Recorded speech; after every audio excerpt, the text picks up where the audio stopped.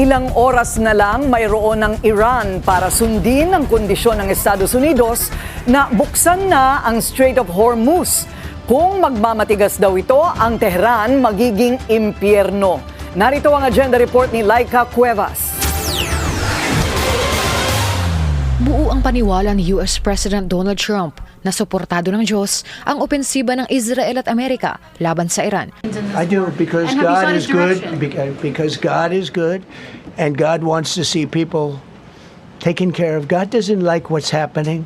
I don't like what's happening. Everyone says I don't enjoy this. Ang Secretary of Defense ni Trump, inihambing pa ang rescue ng isang US airman sa Iran sa crucifixion and resurrection ni Jesus. You see, shot down on a Friday, Good Friday, hidden in a cave, a crevice, all of Saturday, and rescued on Sunday. Flown out of Iran as the sun was rising on Easter Sunday.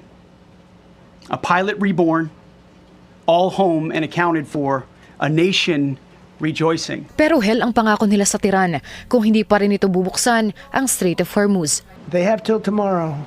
Now we'll see what happens. I can tell you they're negotiating, we think, in good faith.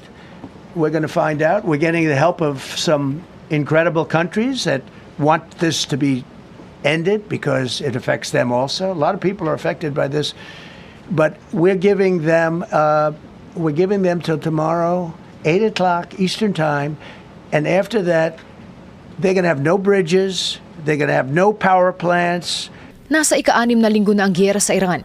Wala pa rin katiyakan kung kailan matatapos ang gulo dahil una nang tinabla ng Tehran ang 15-point peace plan ng Estados Unidos. Para sa agenda, Laika Cuevas, Billionaire News Channel.